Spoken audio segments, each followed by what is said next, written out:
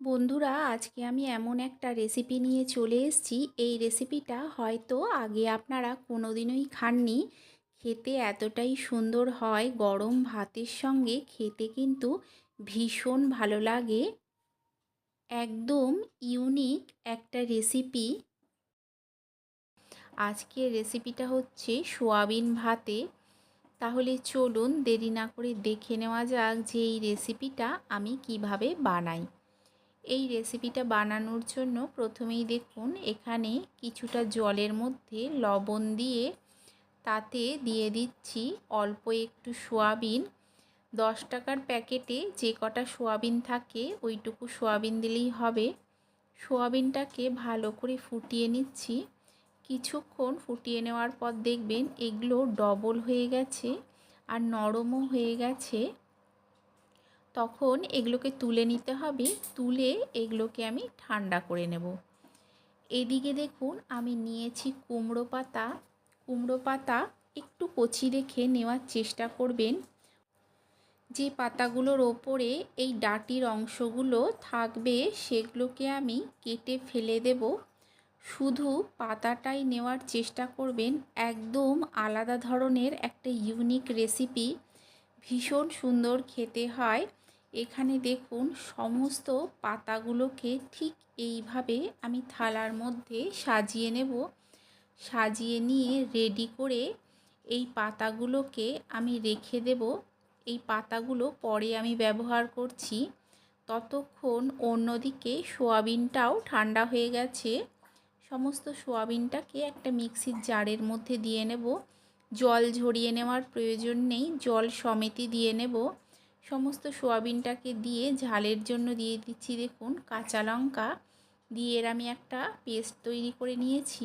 পেস্টটা দেখবেন একদম যেন মিহি না হয়, ঠিক এই রকম তৈরি করতে হবে। সমস্ত পেস্টটাকে থালায় নিয়েছি। এখানে নিয়েছি আমি 1 চামচ কালো সর্ষে, 1 চামচ সাদা সর্ষে আর 1 চামচ পোস্ত। ভালো করে বেটে নিয়েছিলাম। দিয়ে দিলাম স্বাদ অনুযায়ী লবণ। এর সঙ্গে দিয়ে দেব সর্ষের তেল। এই রেসিপিতে সর্ষের তেলটাই দেবেন, খেতে ভালো লাগবে। সমস্ত কিছুকে দেখুন আমি খুব ভালো করে এই সোয়াবিনের সঙ্গে মিশিয়ে নিচ্ছি। সমস্ত কিছুকে সোয়াবিনের সঙ্গে ভালো করে মিশিয়ে নিতে হবে।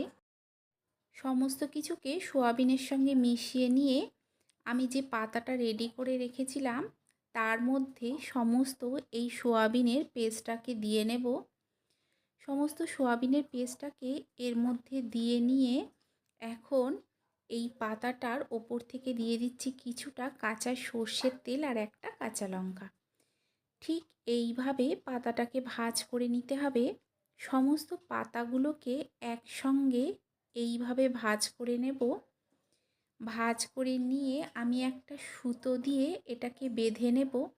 ঠিক এই রকমভাবে ঘুরিয়ে ঘুরিয়ে এই পাতাটাকে সুন্দরভাবে বেঁধে নিতে হবে যাতে পেস্টটা না বেরিয়ে যায়।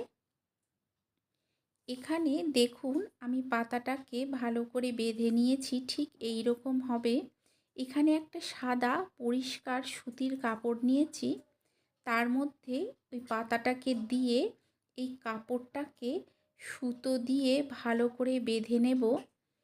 এই সাদা কাপড়টার মধ্যে আমি কেন দিচ্ছি আপনাদের বলছি। দেখুন খুব ভালো করে পেঁচিয়ে নিচ্ছি। ভালো করে বেঁধে একটা পুঁটলি তৈরি করে নিতে হবে। ঠিক এই রকম হবে। সমস্ত এই পুঁটলিটা রেডি করে নিয়ে অন্যদিকে আমি দেখুন আগের থেকেই ভাত বসিয়ে রেখেছিলাম। ভাতের মধ্যে এখন এই পুঁটলিটাকে দিয়ে নেব। ভাতের মধ্যে এটাকে দিয়ে এটাকে 15 মিনিটের মতো হতে দেব। 15 মিনিট পর এটাকে তুলে নেব। হাত দিয়ে তুলতে অসুবিধা হলে এরকম একটা ঝাঁঝরি দিয়ে তুলে নেবেন। দিয়ে এটাকে সম্পূর্ণ ঠান্ডা করে নিতে হবে।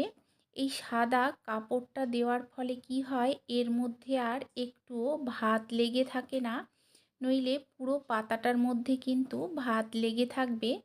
দেখুন সুতোটাকে আমি ঠিক এইভাবে কেটে নিচ্ছি। আপনাদের যদি এই রেসিপিটা ভালো লেগে থাকে তাহলে অবশ্যই একটা লাইক করে দেবেন। নিজেদের চেনা পরিচিত মানুষের মধ্যে শেয়ার করে দিয়ে তাদেরকেও দেখার সুযোগ করে দেবেন। আর কেমন লাগলো অবশ্যই কমেন্ট করে জানাবেন।